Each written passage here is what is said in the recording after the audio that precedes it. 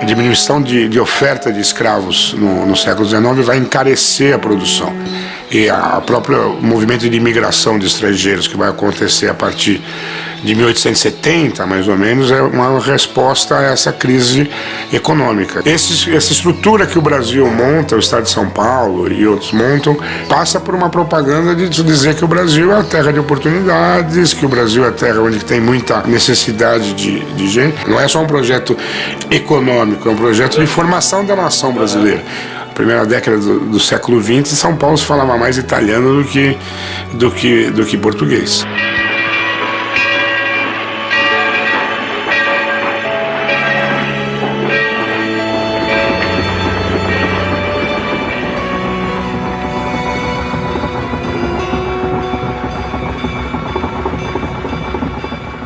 A Palestra nasce no momento que o futebol tá crescendo em São Paulo e diversas nacionalidades começam a se organizar para jogar bola. E os italianos da fábrica Matarazzo, que reunia italianos de toda a bota, calabreses, vênetos, lombardos, enfim, estava todo mundo aqui em São Paulo, né? Veio todo mundo para cá. E eles, como é que a gente faz para se juntar?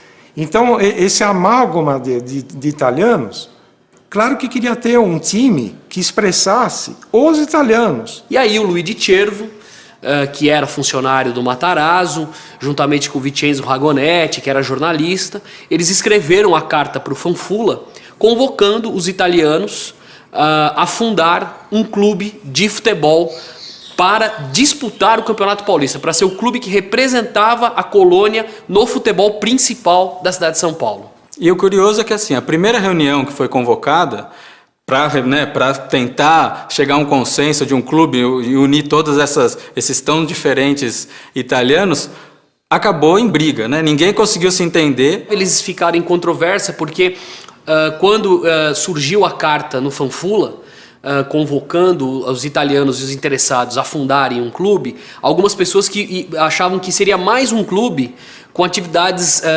sociais, como outros clubes tinham, inclusive o Bela Estrela. E nessa primeira reunião foi falado que o intuito desse novo clube era um clube puramente de futebol. Quando era para adicionar o clube, muitos foram contra. Não, mas pô, negócio de futebol, não sei o que, não sei o que. O que é fundamental é a posição do Cervo e do Ragonetti, que se o futebol não fosse o moto contínuo, a coisa principal do Palestra, eles não levavam o projeto adiante. O papai foi bem duro nessa, porque não, tem que se fazer um time de futebol, porque vem muito time de fora, nós não temos um time italiano, né? E aí foi marcada uma outra reunião para 8 dias depois, e aí sim foi feita a lavrada ata oficial, e aí oficialmente nasceu o Palestra Itália. A criação do Palestra Itália e tudo mais vai colaborar para disseminar na colônia e no grupo a ideia de Itália.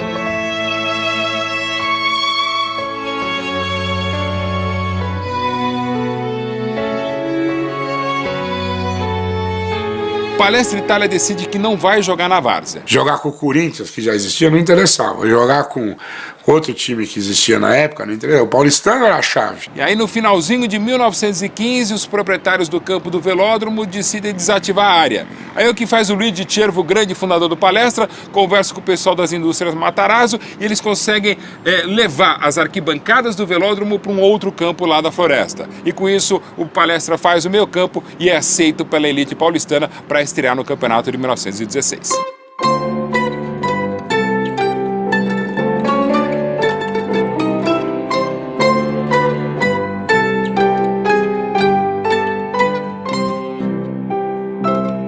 O futebol era dominado pela elite. O principal time da cidade de São Paulo era o paulistano. Mas eu acho que é importante o papel do Palestra na popularização e criar um fenômeno de massas.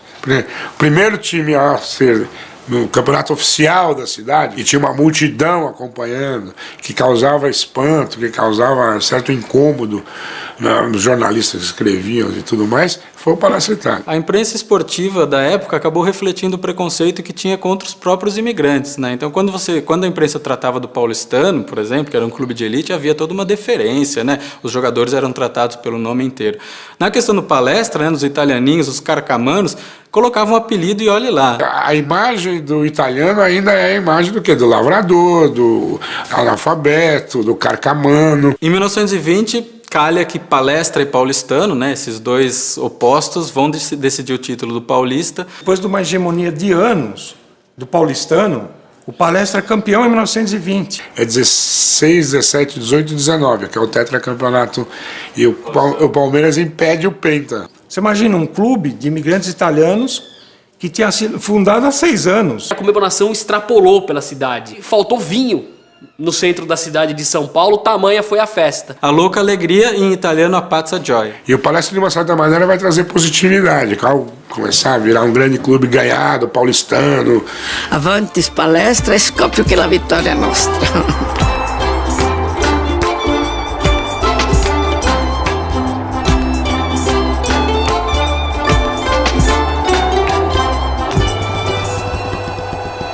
Em 1933, o Palestra Itália inaugura o seu estádio para valer, ganha o estadual, ganha o primeiro Rio-São Paulo e vai ganhar o jogo contra o maior rival. Principalmente pelo fim do paulistano e tudo mais, o grande rival do Palestra Itália passa a ser o Corinthians. Aí jogou Palmeiras e Corinthians aí.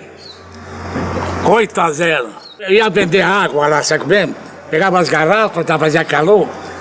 O campo do Palmeiras era um barranco para gerar. Era um morro, um barranco. Aí você pegava a garrafinha cantada, já tinha a companhia Antártica. Pegava a garrafinha e sempre vender lá, né?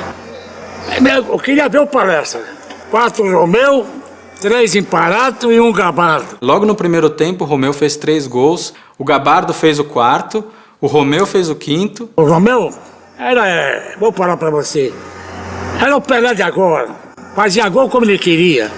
Eles falam do fenômeno, precisa aprender com o Romeu. Não é que é isso. Eles não viram, né? O Imparato fez o 6º, o 7º e o 8º. Total 8-0 para quem perdeu a conta. Eu vou falar, esse jogo eu pulei lá. Foi no 8º gol, eu pulei. Levei uma bofetada do Bandeirinha. Mas também jogaram tanta laranja em cima dele, eu saí correndo de lá. É bom lembrar que no primeiro turno foi 5-1 pro Palestra e o 8-0 no segundo turno. E no jogo preliminar dos 8-0, nós ganhamos de 4-0. E foi uma crise total depois do Corinthians. Botaram o presidente pra fora, o presidente teve que fugir. A torcida do Corinthians ameaçou queimar o próprio estádio, queimar lá a fazendinha, onde é o Parque São Jorge. Os espanhóis lá ficaram loucos, né? Eles jogaram todos os móveis pra rua.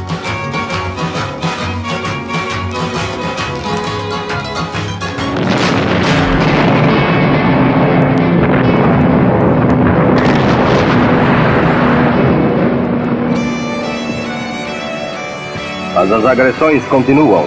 Alcançam as próprias águas brasileiras. Navios nacionais, navegando pacificamente ao longo das costas do país, são torpedeados. O povo quer a desafronta. Quer vingar os seus mortos. Ergue-se para a defesa da honra e da integridade da pátria.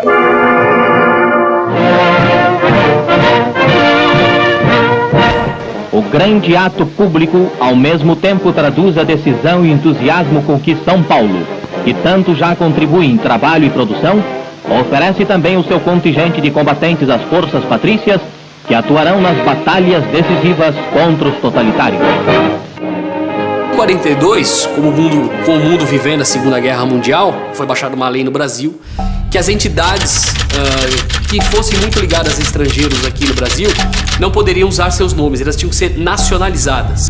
E havia uma pressão contra as instituições e empresas que fossem ligados de alguma forma ao eixo, aos inimigos do Brasil na guerra, Alemanha, Itália ou Japão. Então, com essa lei do Getúlio, que as entidades teriam que nacionalizar os seus nomes, ele criou uma regra que as entidades que não se nacionalizassem perderiam o seu patrimônio. Meu irmão teve que mudar de nome, porque meu irmão chamava Eduardo Domênico Cervo. Foi obrigado a tirar o Domênico e pôr Domingos. Começam a ocorrer desapropriações, começam a confiscar dinheiro no banco. Numa época de exceção, os oportunistas acabam aparecendo, né? Então muita gente estava de olho no patrimônio das empresas e dos clubes. Não tinha a quem recorrer juridicamente se você sentisse o seu patrimônio ameaçado. E alguns espertinhos aí tentaram aproveitar dessa história para pegar o Parque Antártica. E os integrantes do Palestra Itália se prepararam de toda forma para não entregar o patrimônio ao inimigo.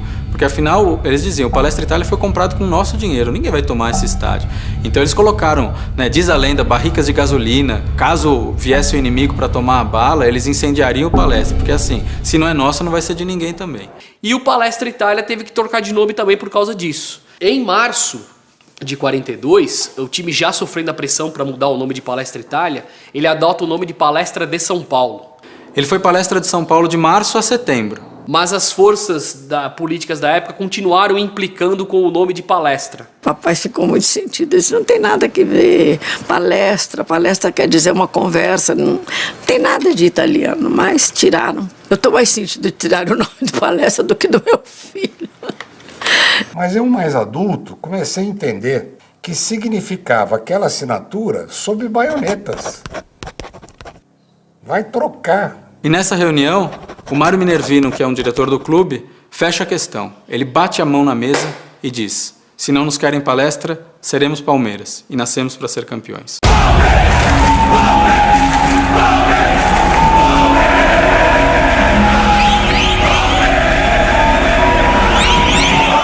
Não estava fácil, o Palmeiras tinha de dizer que ainda ia jogar o campeonato. O pessoal estava tirando o Palmeiras de campo. O Palmeiras divulgou para todo mundo que quisesse ouvir que toda a arrecadação do jogo no Pacaembu ia para as famílias das vítimas da guerra. O Palmeiras tinha que avisar quando ia sair da cidade, o Palmeiras teve que cancelar a festa de aniversário e ainda o pessoal gritando que a gente era a quinta coluna, que era traidor da pátria. Era descendente italiano, então eles aproveitavam e xingavam a gente. E aí que tem a famosa arrancada heróica, que se refere à data de 20 de setembro de 1942. E eis que surge um grande palmeirense que era vascaíno, que empunhou nossa bandeira à frente, o capitão Adalberto Mendes. Adalberto Mendes foi um idealista, Adalberto Mendes foi um homem excepcional e um sergipano que amou o Palmeiras. Amou o Palmeiras e acreditou no sonho de Brasil.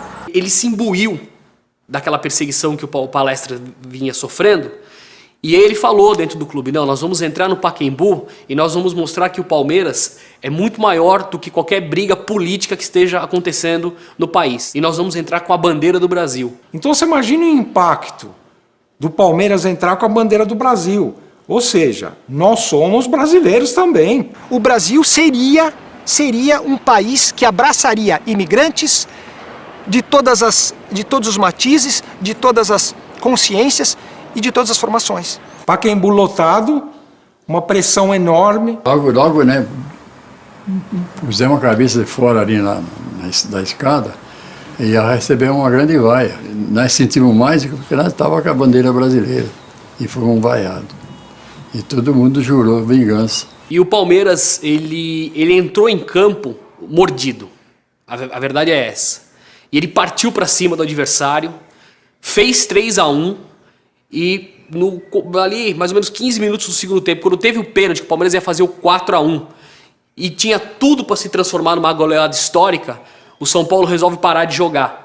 O juiz da partida achou uma atitude tão antidesportiva que tentou segurar o time do São Paulo lá. E aí fica aquela coisa de vai ter jogo, não vai.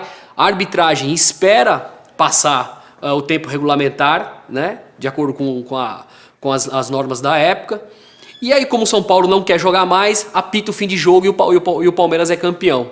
E na súmula depois o juiz coloca: São Paulo fugiu. E o Palmeiras sai de campo vitorioso como sempre e com uma frase para a história: o Palestra morreu líder, o Palmeiras nasceu campeão.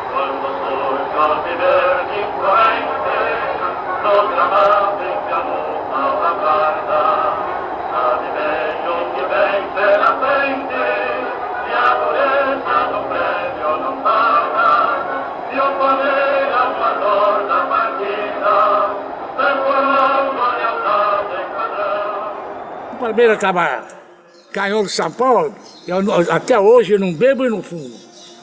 Mas esse dia eu bebi cerveja, pinga, fiquei num fogo desgraçado.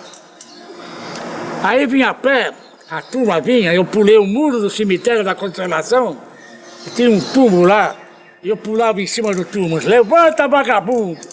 Palestra ganhou, Palmeiras ganhou, sabe? Era Palestra e Palmeiras, pô. Aí me veio uns 3 lá e me pegaram pelo cangote aqui. O que está aí? Que bate? Solta ele, depois é Palmeiras, tá? Aí me abriram a porta e me soltaram para ele.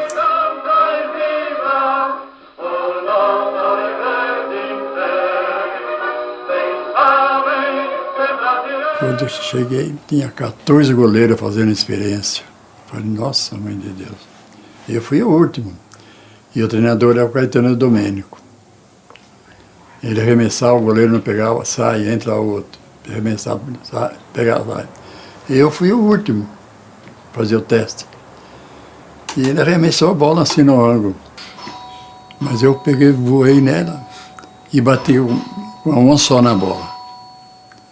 E peguei, a bola subiu. Quando ela subiu, eu olhei assim e deixei, ela caiu na minha mão. Arremessei para ele. Aí a segunda ele jogou no outro canto, eu fui. E de todos os 14 goleiros, quem fez o teste fui eu.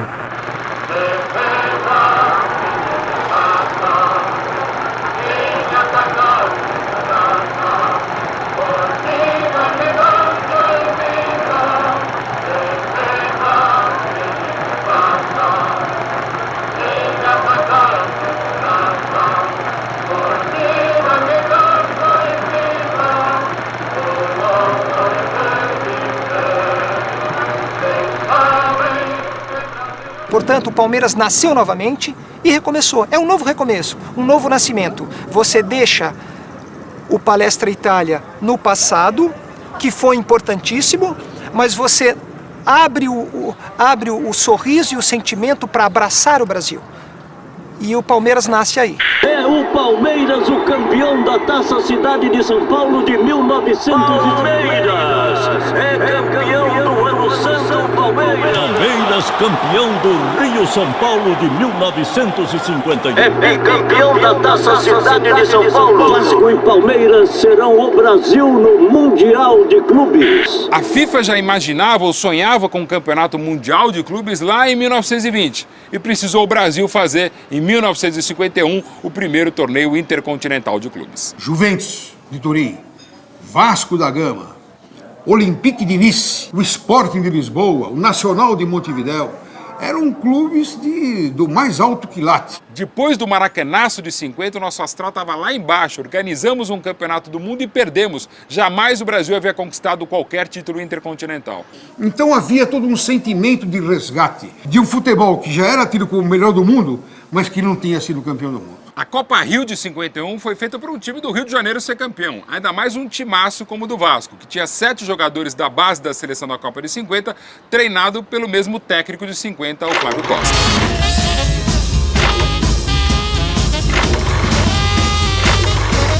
Mas o Palmeiras era muito forte. O Palmeiras tinha Aquiles, tinha Ponce de Leon, tinha o Oberdan Catani, tinha o Fábio depois que entrou na fase final, tinha o Rodrigues. E o Palmeiras foi eliminando seus adversários. Eliminou o Vasco e chegou na final contra a Juventus de Turim. E o time dos traidores dos quintas colunas, o Palestra Itália, que não podia ser Palestra Itália porque não era brasileiro, foi o próprio Brasil na Copa Rio de 51. Nunca na história do futebol nacional um time teve tanta torcida de brasileiros como o Palmeiras na Copa Rio de 51.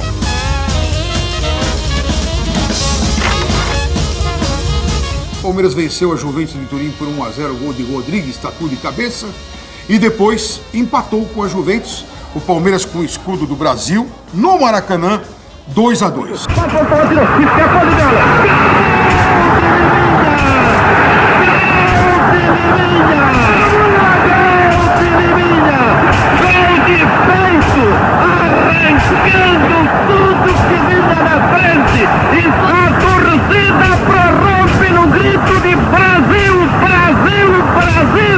Brasil, Palmeiras, Brasil, campeão. Ah, foi aquela explosão, né?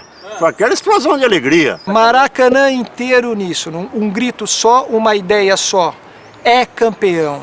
E sai finalmente o Palmeiras com a bandeira brasileira percorrendo o estádio do Maracanã. foi uma beleza. Eram tudo contentes, tudo contentes. Quando acabou, todos os jornais da época, todos os veículos de comunicação anunciaram o Palmeiras é campeão mundial de 51. Espetáculo quase todo o time do Palmeiras abraçado pelos cronistas. Quase 1 milhão de torcedores de todos os times foram receber a carreata do Palmeiras depois de quase 2 dias de viagem do Rio de Janeiro para São Paulo. Fizemos festa, como? Festa todo dia lá, se comia. Aqui não faltou nada, não. Comemos bem na volta. Festa danada. O pessoal colocava a mesa, a cadeira na rua, se divertiam à vontade. Foi dar ao futebol brasileiro novamente uma cara de futebol grande, forte e resgatar aquela autoestima do brasileiro em relação ao futebol que havia sido tremendamente machucada pela derrota contra o Uruguai.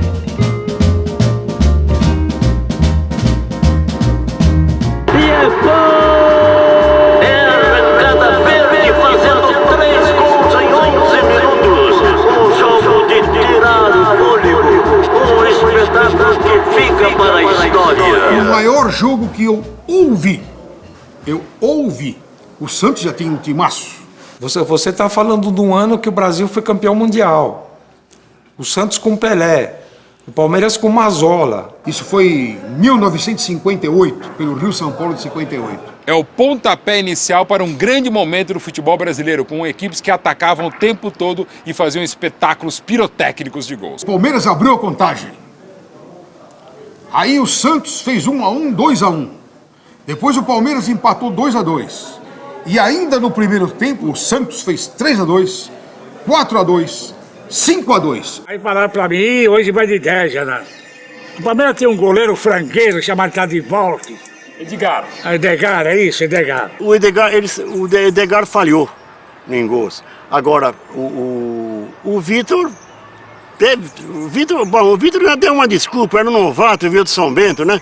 O Edgar não quis voltar para o segundo tempo. Aí o Palmeiras fez o 3º gol, o 4º gol, o 5º gol. De relâmpago, viraram para 6-5. Eu apaguei. Consta que muita gente morreu do coração, inclusive, ou algumas pessoas.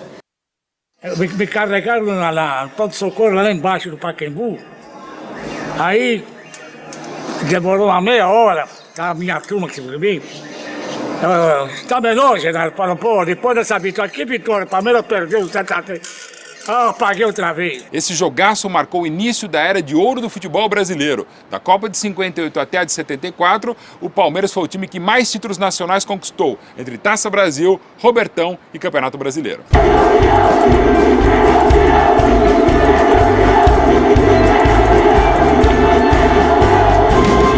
Em 59, o Brasil já havia ganhado a Copa do Mundo com a base do Santos Futebol Clube e com grandes jogadores que voltaram também ao Palmeiras, como Djalma Santos, campeão, e Julinho. E em 59, no turno, o Santos venceu o Palmeiras por 7-3 na Vila, o Verdão devolveu 5-1 no retorno e as duas equipes terminaram empatadas em pontos. Por isso, um super campeonato com 3 jogos decisivos. Primeiro jogo numa terça-feira, dia 5, 1-1. O segundo jogo na quinta, 2-2. Teve o terceiro jogo dia 10 de janeiro, domingo. Oswaldo Brandão, o preparador palmeirense, será agora ouvido pela nossa reportagem. Brandão, nós gostaríamos de saber de você se você já tem pronta a equipe para o jogo de amanhã. Pois não, a equipe de amanhã jogará com o Valdir, Djalma Santos, Valdemar Geraldo, Aldemar Zequinha, Julinho, Nardo, Américo, Chinesinho e Romeu.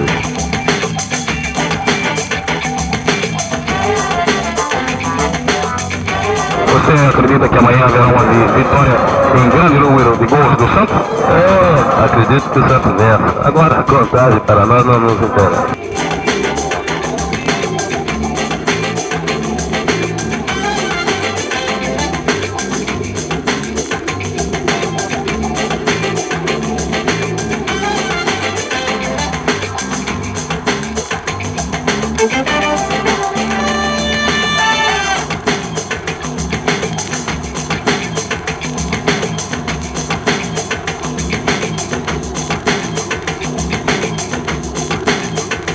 O Palmeiras foi, nesse período, o único time que conseguia vencer o Santos e que conseguiu dividir alguns títulos com o Santos, principalmente aquele de 1959.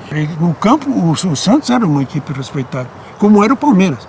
Eu falo aí, assim, em termos gerais, se não houvesse o Santos, o Palmeiras seria campeão muitas vezes mais. Se não houvesse o Palmeiras, o Santos também seria. Então, eram duas grandes equipes. O único time que segurava o Santos no mundo era o Palmeiras. O Botafogo, que era uma coisa absurda o time do Botafogo. Esse time tomava de 5 ou 6 do Santos.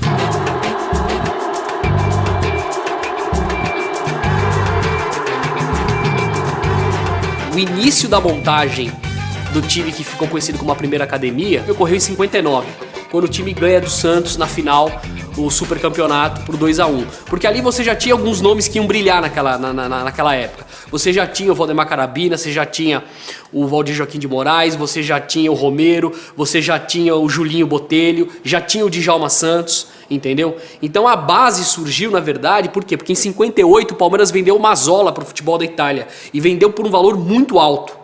Então o Palmeiras ficou com tanto dinheiro que ele começou a montar o time em 59. O Ademir da Guia, num amistoso, Guarani contra o Bangu, o Reganeschi que dirigiu o Guarani, impressionou o Renga. Quando o Reganeschi vem pro Palmeiras, ele fala, manda buscar aquele menino do Bangu.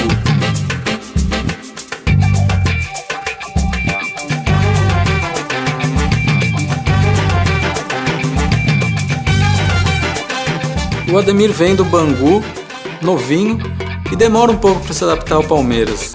A imprensa achava que ele era lento, que não era aquele ritmo do futebol paulista. E até achavam que ele voltaria para o Rio. Quando eu cheguei em São Paulo, aqui em São Paulo eu fui no interior, uma correria, não sei o que o pessoal tomava. Aí uma correria, uma luta, aí eu falei, eu tenho que mudar a maneira, eu tenho que... Na verdade, comecei a mudar para poder pensar em ter uma chance. Chegou aqui, mas tinha no meio do campo Zequinha e Chinesinho. Tinham sido campeões em 59, eles comandavam, na verdade, esse meio de campo. O Palmeiras sabia que já tinham times interessados no Chinesinho. O futebol que ele joga, ele era sempre convocado para a seleção. Em 59 ele ficou dono da camisa 10 e já pegou a camisa 10 e ficou dono até ir para a Itália. Em 61 ele era titular absoluto. O Chinesinho, quando foi vendido para a Juventus de Turim, 130 milhões, o Palmeiras contratou vários jogadores e construiu o Jardim Suspenso. E ele monta aquele timaço que era Valdir. Um bom time tem que começar por um goleiro. Djalma Santos, Djalma Dias, Valdemar Carabina e Ferrari. Era eu, Ademir, Gildo, Servilho, Vavá e Rinaldo. Era uma coisa inacreditável. Então, era uma máquina que vinha se transformando e se atualizando. A primeira academia aconteceu no ano da graça de 1965. Foi aquele jogo no Maracanã que teve aquele gol do Gildo, o gol mais rápido do mundo. 7 segundos, se bem que há quem fale 9. O Palmeiras ganhou de 4-1 com o gol mais rápido e tinha um jornal no Rio que falava que o Palmeiras jogava ensinando. Daí o nome de academia. O Botafogo, que na época era praticamente a base da seleção brasileira, o Palmeiras massacra o Botafogo 2 vezes. Bate o Botafogo de 5-3, o Botafogo completo, e no segundo turno o Palmeiras ganha de 3-0 para quem bolotado, uma aula de futebol. Aquele Rio-São Paulo 65, o Palmeiras ganhou todo mundo, detonou. O Palmeiras goleou o Vasco, goleou o Flamengo, goleou o Botafogo.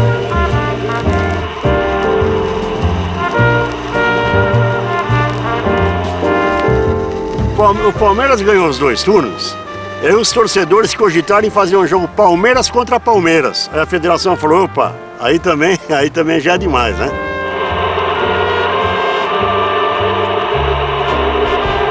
Era um Palmeiras que tocava a bola, que jogava com inteligência, que era rápido, que marcava, que fazia gols, que tinha jogadores que dava gosto de ver. Jogar com o Djalma Santos, cara. Couto Pancinho, Servilha, Ademir da Guia, Valdir de Moraes. Muitos queriam jogar, cara. Até a turma de 70 queria estar no meu lugar. Toque de bola acadêmico. Era um toque de bola inteligente, bonito de se ver dentro de campo e que dava resultado. Ou seja, era um time que jogava bonito, um toque de bola bonito e ganhava os jogos. E o Firpo Nunes, ele foi o personagem que idealizou taticamente todo aquele estilo de jogo.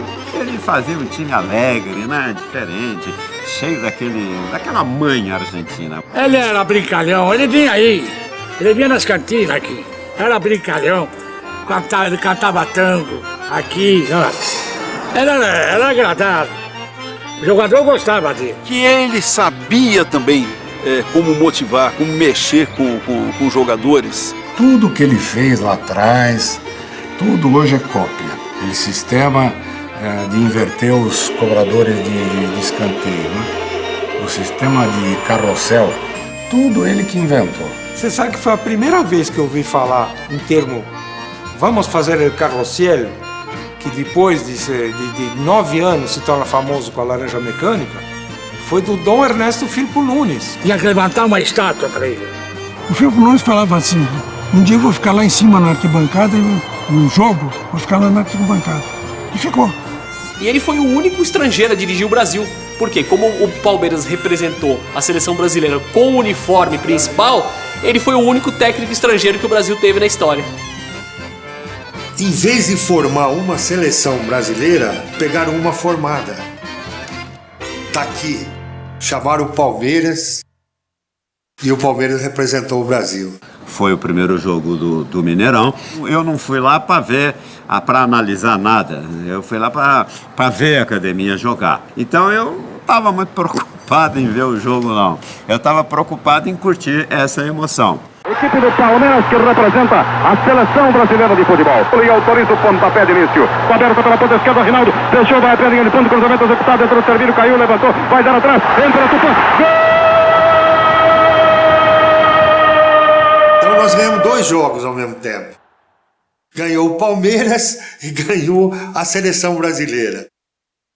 Quem ganha 2 jogos no mesmo dia, de 3-0, tá bom para nós, né? Muito bom.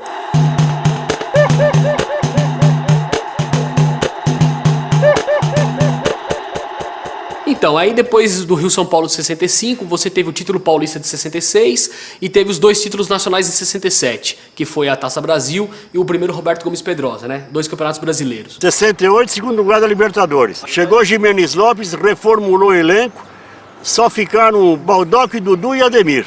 E o Palmeiras começa a montar o time que veio a ser a segunda academia nos anos 70 em 69. Então, aquele time ganha, o de 69, ele ganha o Campeonato Brasileiro, o Roberto Gomes Pedrosa, num jogo histórico contra o Botafogo no Morumbi, 3-1.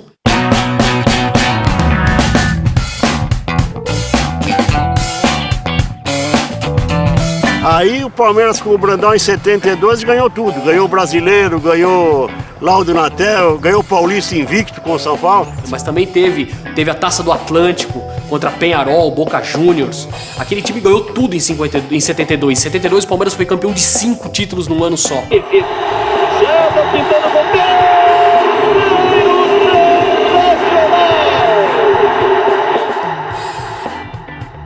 Leão, Eurico, Luiz Pereira, Alfredo e Zeca. Dudu e Ademir. Du, Leivinha, César e Leila. É uma poesia, meu coração. Dudu recebe, tem Alfredo. Alfredo no Dudu. Vem Madruga, meio de campo, toca no Ademir da Guia. Ademir olha para a direita, toca no Madruga novamente, procura a direita. Prefere o Divino na esquerda. Olha para a grande área, tem companheiros lá. O lançamento é bonito. Ronaldo, Leiva, Ronaldo, driblou. Gol!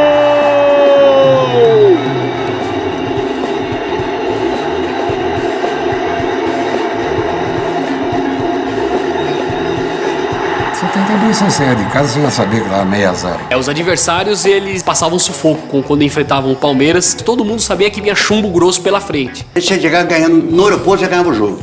Chegava ganhando o jogo. Chegava de cabeça levantada. Você quer? Você encarar qualquer time? Cheguei. Vou pro hotel, cheguei. Vamos entrar em campo, cheguei. Então foi um ano que, você imagina, com tantos campeonatos, 5 títulos no ano, o ano inteiro o time só perde 4 jogos.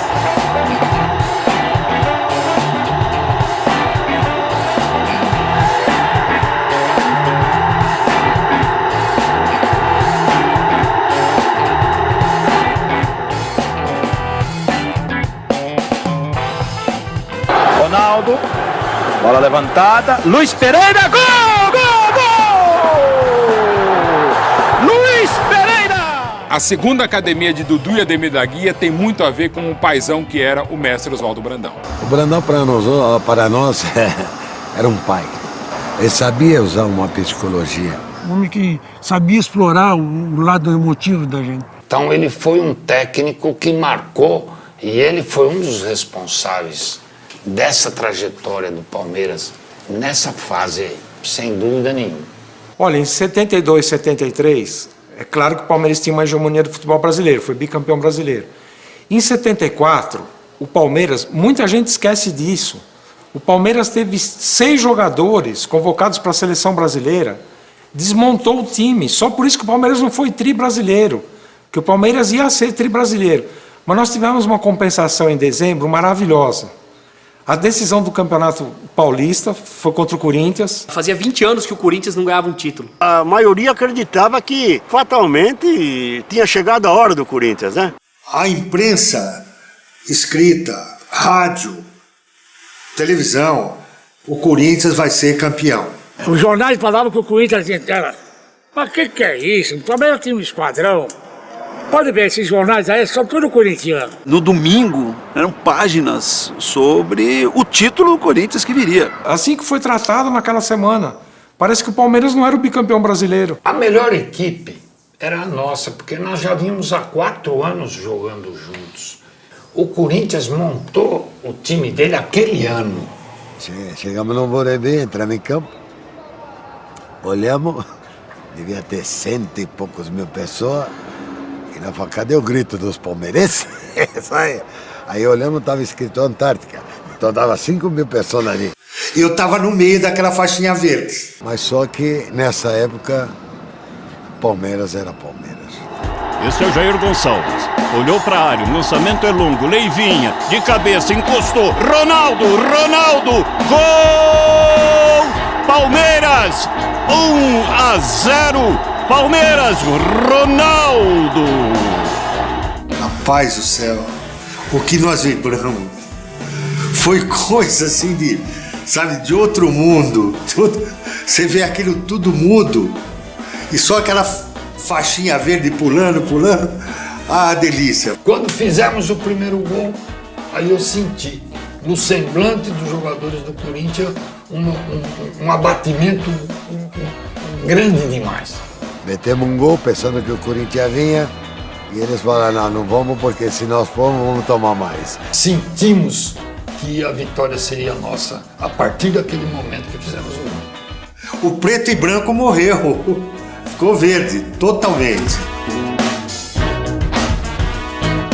O Rivelino, que era o maior ídolo do Corinthians, ele teve 3 jogadores na final do Paulista, de 74, o Palmeiras ganhou de 1-0, que acabaram com ele. Primeiro, o raçudo e implacável Dudu. Segundo jogo do Ademir, que era um jogo que entorpecia mesmo o adversário, e gozado um tapa na cabeça que o Luiz Pereira dá no Rivelino, no lance do gol do Palmeiras, eu acho que acabou com a moral dele, o Palmeiras desce e faz o gol. Quem marcava ele era o Dudu. O Dudu entrava com a incumbência de não deixá-lo jogar. O Rivelino nervoso em campo, porque o Dudu não deixava ele jogar bola. Um dos maiores marcadores da história do futebol brasileiro. O Dudu era aquele carrapato, né? A vontade, a determinação, você querer defender o clube que você tá. O Dudu é isso aí. E o Dudu era um motorzinho, né? O Dudu era o cara que corria pra cá, pra lá, mordia, fazia, mas aí tocava pra Ademir, que ele falava, deixa que eu sei o que fazer. O Ademir da Guia foi taxado várias vezes de lento. O Ademir tinha uma velocidade espantosa por causa das passadas dele. Jogador clássico, cabeça, o corpo sempre bem ereto, cabeça erguida, bola no peito, jogando com a cabeça, não olha pra bola, ele olha pro jogo. Aquele toque bonito, aquele toque de classe. O Ademir era um artista, né? O Ademir jogava bonito, a caminhada dele. O Ademir da Guia era um cisne. Ele deslizava no gramado como se fosse um palco. O Ademir, ele parecia um Baryshnikov, um bailarino, ele era de uma beleza assim, plástica, de movimentação do Ademir. Você coloca ali uma suíte quebra-nozes de fundo, para jogadas do Ademir da Guia, eu vou te falar, você estaria ilustrando, estaria enchendo a bola da quebra-nós, um tal de Tchaikovsky.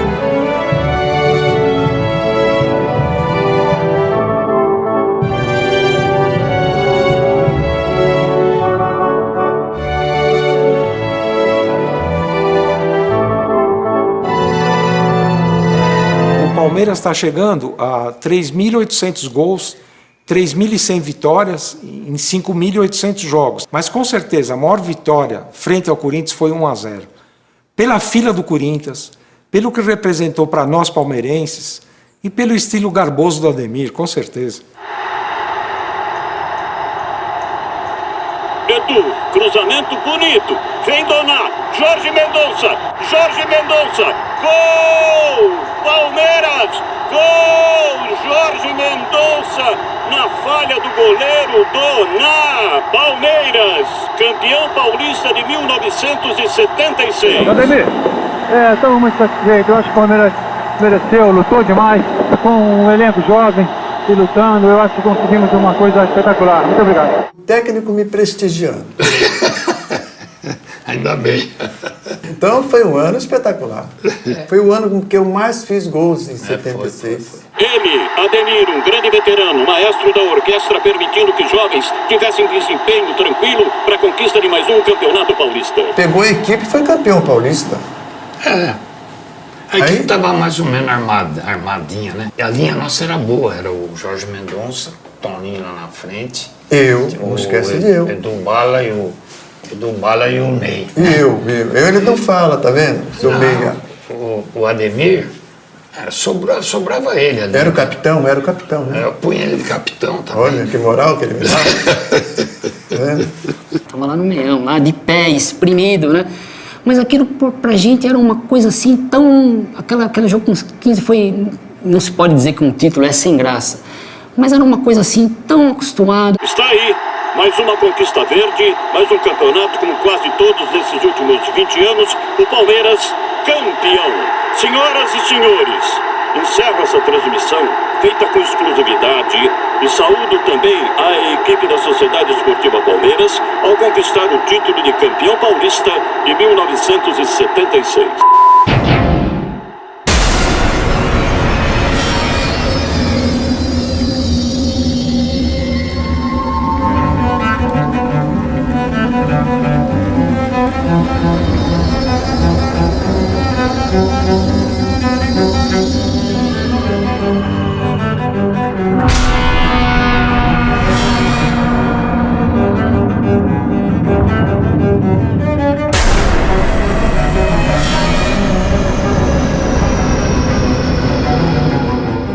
Sou filha da fila. Nasci em 1976. Sou um filho da fila de 82 a 93. Passei 11 anos ouvindo que eu não sabia o que era ser campeão. E eu tinha que aguentar, né, as provocações dos meninos, tirando sarro. Eu chorava, eu socava a parede quando o Palmeiras perdia. Era um radinho por semana. O Palmeiras perdia, eu trocava o rádio no poste. Mas mesmo assim não deixei de torcer. Eu chorei muito. Xinguei muito também. Época de escola, então ouvia muita gozação e tudo, mas em casa, até para compensar esse lado do Palmeiras não ficar campeão, a gente ouvia muita história, né? Porque foram passando 1, 2, 3, 4, 5, 6, 7, 8, 9, 10, quando chegou em 86 e o Palmeiras perdeu aquela final pro Inter de Limeira. Olha, cada título que o Palmeiras perdia, eu sofria mais, eu ficava mais fanático. Eu pintava o estado da minha cama de verde. A minha casa era toda verde. O Palmeiras é isso, é torcer, né? O jogo não é só ganhar, só perder. É aquela coisa que você espera muito e sabe que em algum momento aquilo vai acontecer. Gosta de ver aquele time sair do fosso ali e entrar em campo, entendeu? Eu não sei se há uma desilusão, como a fila pesou para outros torcedores. Eu acho que para o palmeirense não é assim, sabe?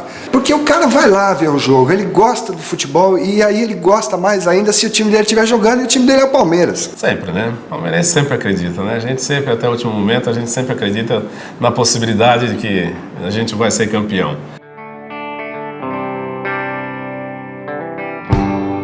Mudou tudo.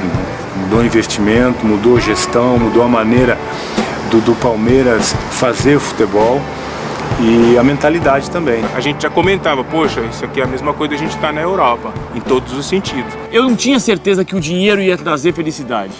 Mas no fim acabou dando certo, a gente já foi vice-campeão no primeiro ano, né? Sabemos que é um time que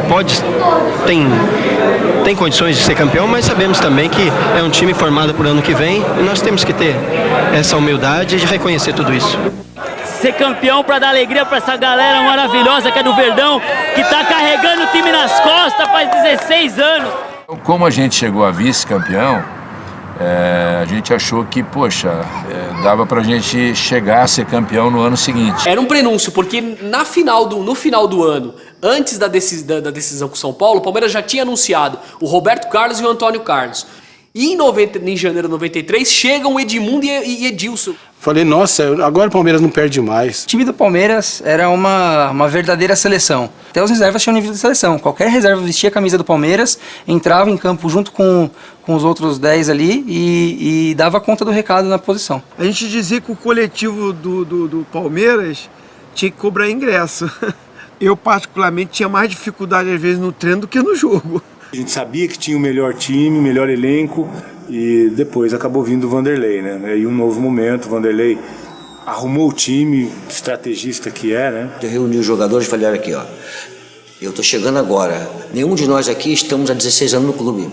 A gente sabia que não era um problema nosso, mas se agravaria esse problema se a gente não conseguisse o título. Neto vai bater, levantou, chegou Viola, pegou, é gol! Quando a gente perdeu o jogo, a gente foi para casa, aí os programas de televisão, a imprensa, eu já dava o Corinthians como campeão. A torcida corintiana já cantando que era campeã, que o Palmeiras treme, na hora da final tremia. Tinha uma semana inteira pela frente de gozação, de você enfrentar os amigos e corintianos na rua, palmeirenses, até mesmo palmeirenses desconfiados, né? Nossa, eu fiquei muito revoltada. Eu falei, não é possível, a gente não vai perder de novo. Ao mesmo tempo que tinha uma certeza de que dessa vez vai, você lembrava de outras oportunidades que você também chegou a ter quase uma certeza, uma impressão muito forte de que ganharia também com um time muito bom na mão. O time do Palmeiras em 93 era uma máquina. Não tinha como perder aquele título. Tinha certeza disso. 93 iria acontecer. E contra o Corinthians tinha que ser, porque é a final perfeita. Na hora de tocar o hino, se você pegar a imagem dos times perfilados na execução do hino, é a mesma imagem da final de 74. Se você olha o time do Corinthians perfilado, a cara que tá o Rivelino, ele sabia o que ia acontecer.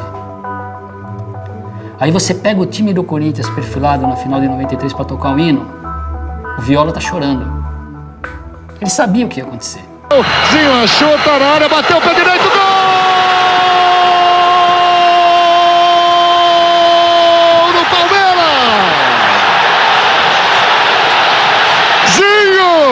Do Zinho, eu dei uma bica no sofá que eu arrebentei o dedão do pé direito. Eu pulava do sofá, eu gritava na janela. Lembro de ter rolado uns 3 ou 4 degraus para baixo na arquibancada do Morumbi. Eu quase pulei da janela. Acho que de toda a carreira dele, acho que foi o melhor chute de direita que ele deu. Vai tentar se meter do outro lado, vai bem o Palmeiras, olho no lance! Olha, olho no lance, minha Nossa Senhora!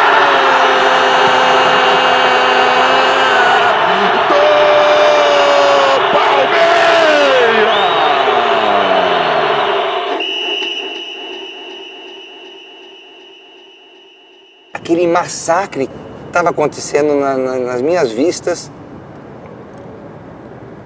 Acaba o jogo, vem a prorrogação. Putz, grila, será que não vai dar certo? O que o Vanderlei passou pro time agora?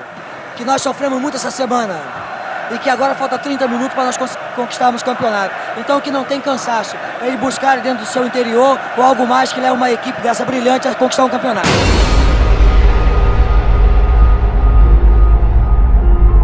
Torcida toda de mãos dadas, né? E aquele espaço dele lá da meia-lua até ele correr pra bola veio pra cabeça da gente todo aquele filme que passou durante toda aquela espera, né?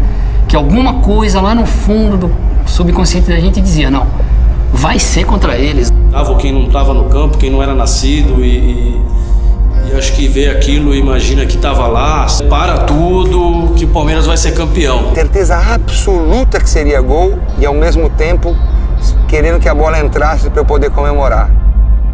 Bateu! É gol! E agora eu vou soltar a minha voz!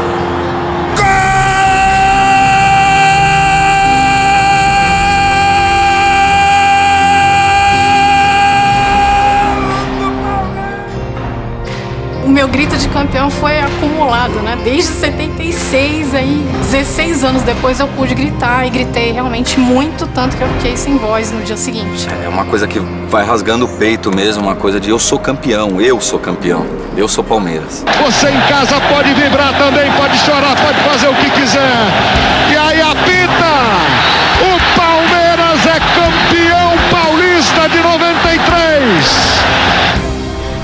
Não é só um título qualquer, foi um resgate de uma nação, de pessoas que teve de novo orgulho de vestir aquela camisa, né? Mas vencer aquela partida e ajudar o Palmeiras a sair da fila se tornou um dos momentos mais importantes da minha vida profissional. Eu fui campeão várias vezes no Palmeiras depois de 93, mas não teve explicação, não teve um título melhor do que o de 93. E ali fez com que a gente, né, ter a oportunidade de escrever o nosso nome na história. Para mim é um orgulho muito grande.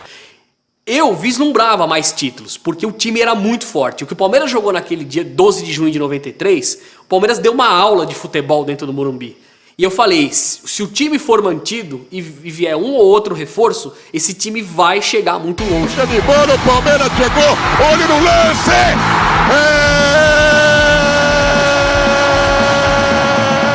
Lá vem César Sampaio, invadiu a área, fintou o primeiro, fintou o goleiro, vai bater, bateu, é gol!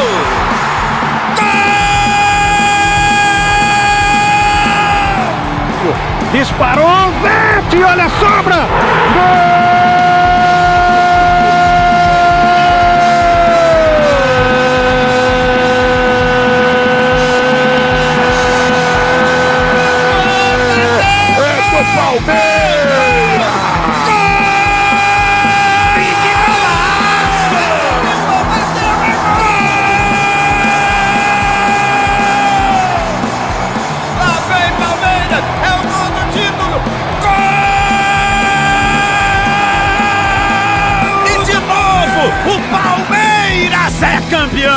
O Vanderlei de 96, Miller, Rivaldo, Djalminha, Luizão, foi o time mais espetacular do Palmeiras que eu vi jogar. O time entrava em campo e era 6, 7, 8. Quando ganhava de 3-0, você saía nervoso do campo. Na minha casa mesmo, ia corintiano, ia santista, ia São Paulino, tudo assistia jogo do Palmeiras lá.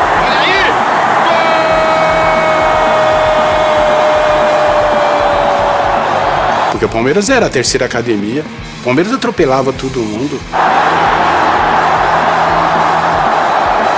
Fantástico. Todos desse time sempre falam, quando são perguntados, que foi o melhor time que jogaram de suas carreiras, né? 21 vitórias seguidas, dessas 21, 12 por goleadas. A bola bateu exatamente nele. Olha o Kleber! Gol! Todo mundo fez gol. Eu fui o único que não fiz gol. E todo jogo eu era o melhor jogador em campo.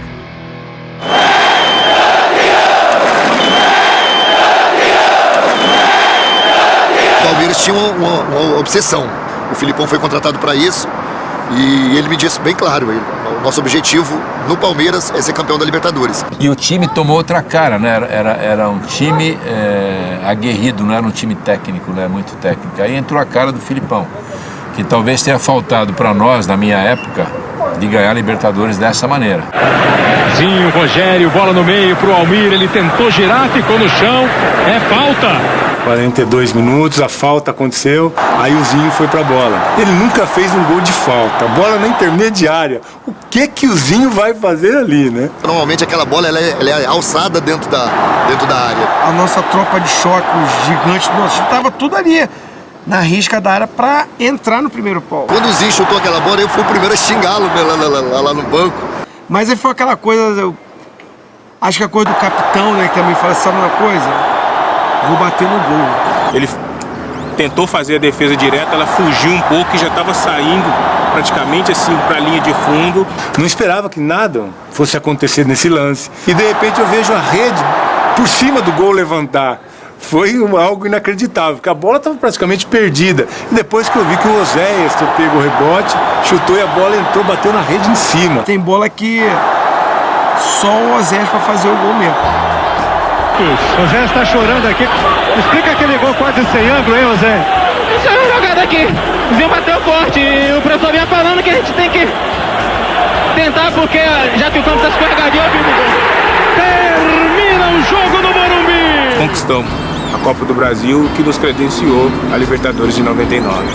Primeira fase da Libertadores, vencemos o Corinthians, fui importante naquele jogo por 1-0.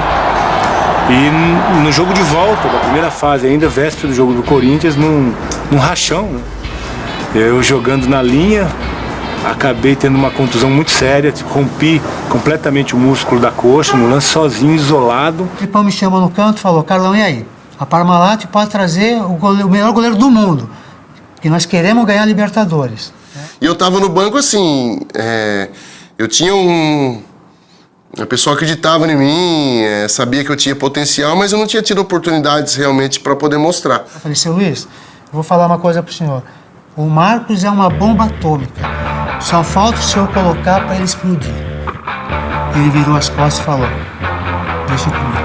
O treinador de goleiro que eu tenho me ajuda bastante, né? Eu trabalho muito ali, acho que todas as situações que acontecem dentro do jogo, eu vou treinando para isso. Ele vinha sendo prestigiado, vinha sendo trabalhado pelo Carlão igual os outros goleiros. O Sérgio jogou domingo passado, jogou muito bem. Então são os méritos dos goleiros e mérito do Carlão, que trabalha com eles incessantemente. A gente já conhecia também o Marcos, sabia, desde lá de 93 que ele está junto com a gente no plantel. A gente já tinha certeza que o Marcos estava pronto. Eu sempre dizia isso para ele: você será meu substituto natural no Palmeiras. Ele foi ganhando a gente com o seu jeito, né? Com o seu jeito, com as suas atitudes. E começou a fechar, né, cara? A gente via nos treinamentos que ele tinha uma qualidade incrível. Não jogava porque nós tínhamos um grande goleiro que era o Veloso. Mas a hora dele ia chegar. E chegou num momento em que ninguém estava esperando, não foi aquele. Ele não foi trabalhado para aquele momento, ele foi jogado lá mesmo, né? Aos leões. Quis o destino com o Marcão de terceiro, quarto goleiro, cara, pô, entrar e ser o nome da Libertadores.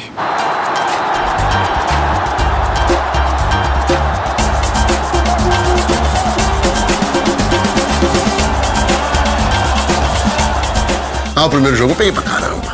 Peguei pra caramba. Poderoso Castilho. Lá vem o Corinthians, a bola batida, Marcos caiu, foi atrás dela.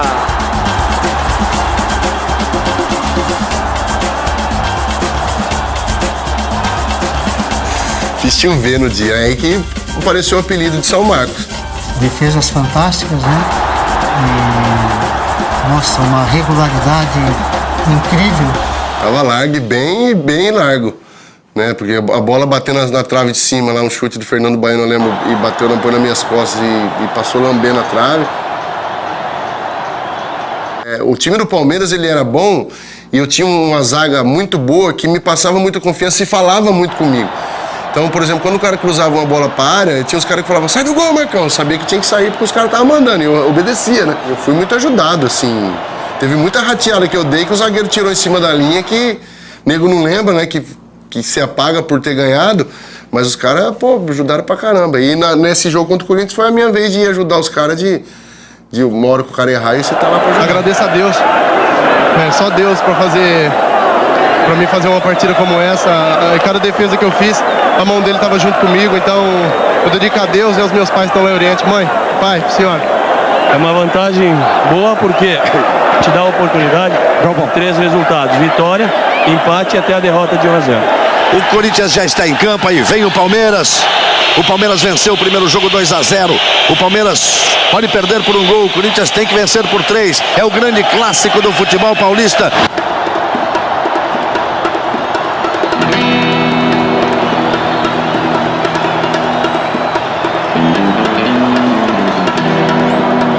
não conhecíamos o Marcão ainda na questão dos pênaltis, então existia aquela expectativa, né?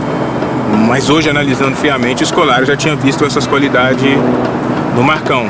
Todos eram sabedores que, nos momentos mais difíceis, era quando o Marcos se agigantava mais. Eu carregava uma carga de torcedor, né, também.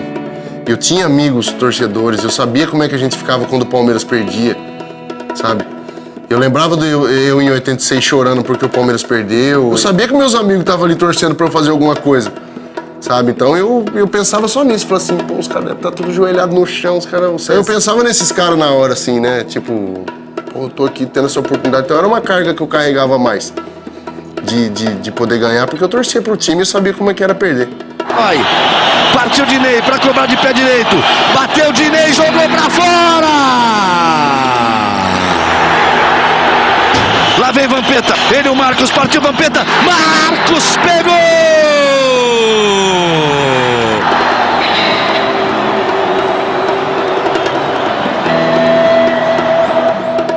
Quarto pênalti. Falei, pô, será que eu tenho que bater mesmo? Os caras não podiam perder todos. Acho que foi a caminhada da minha vida mais longa. Sair do meio campo, chegar na marca do pênalti.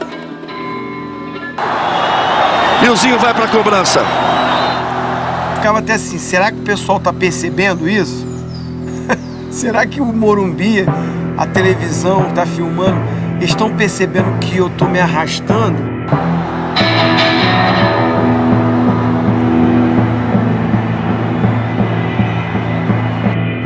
Nervoso assim, eu nunca senti esse nervoso. Nunca. Final de Copa do Mundo. Mas não sei se o duelo Palmeiras e Corinthians, o título inédito pro Palmeiras. Eu achei que não ia chegar lá.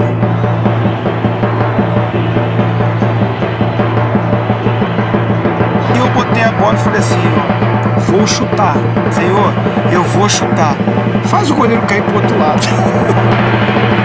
Pega, termina, partiu, bateu, acabou!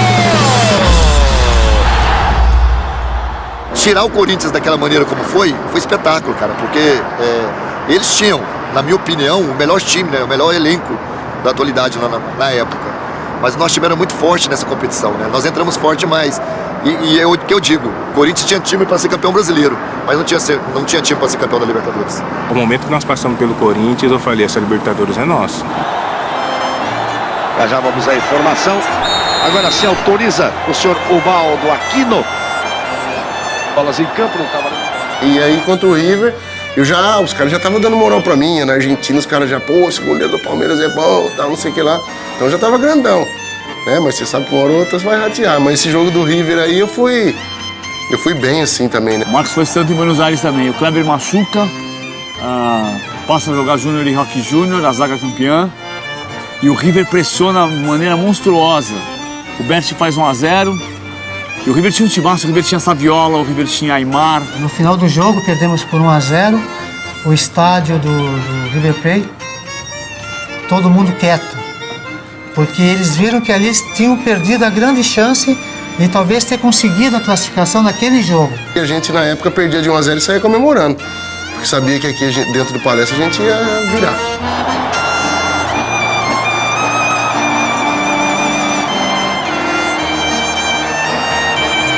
O Alex é o gênio da volta do Palestra Itália, 3-0 no River Plate. Eu não sei se é o melhor jogo do Alex no Palmeiras, mas é, né? Foi, com certeza. O Alex foi fantástico. Foi um dos melhores jogos do Alex, né?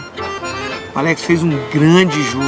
Praticamente definiu a nossa classificação em lances assim geniais. Uma enfiada de bola para Alex, ele é habilidoso. Botou na frente, perna esquerda, bateu. Gol!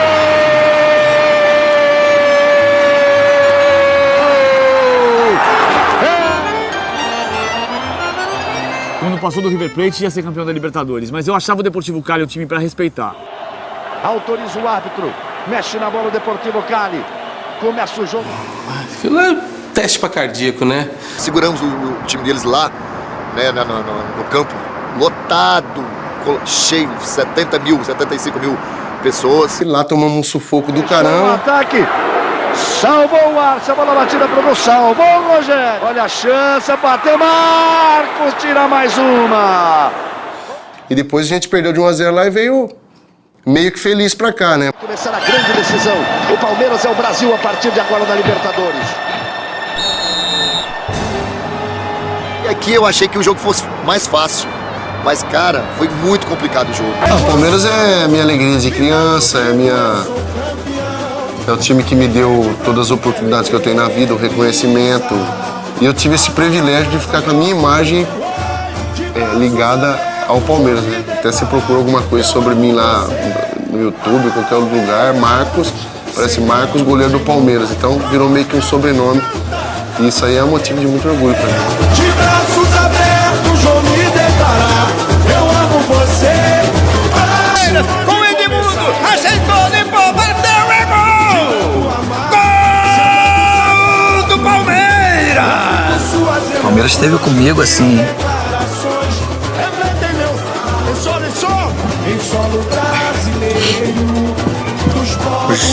Os melhores nos piores momentos, né? Sei que eu fiz muita coisa boa pro Palmeiras. Mas o Palmeiras fez tudo.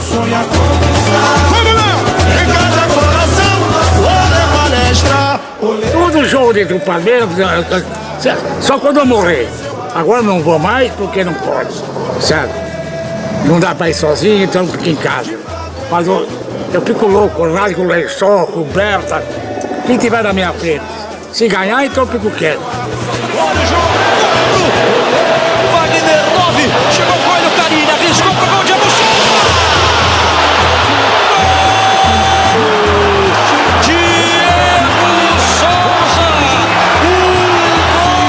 Golaço do Palmeiras, do Palestra Itália! Estrelas no lindo jardim, divino a luz que me guia. Desculpa aí. Deus me encaminhou tudo certo, cara. Muito grato mesmo. São coisas que vêm na minha vida de uma maneira geral, o carinho dos torcedores. Você perceber que isso é pro resto da vida, cara, é muito profundo. Obrigado, Sociedade Esportiva Palmeiras. Está no meu coração, minhas filhas são palmeirenses. A gente acompanha, torce. Você viu no replay que a bola bateu exatamente nele. Olha o Kleber! Gol!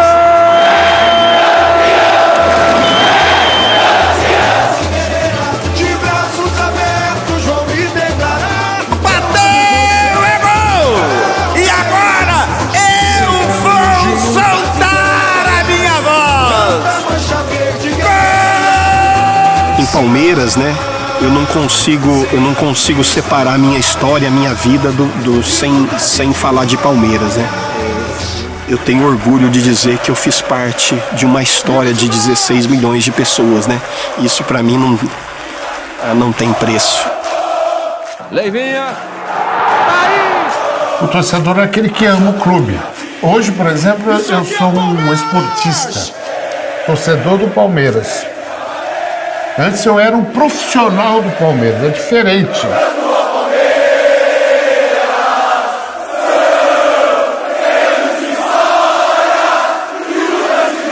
Palmeiras é minha vida. Eu gosto do verde, e o verde é sempre a esperança. E eu continuo sempre esperançoso.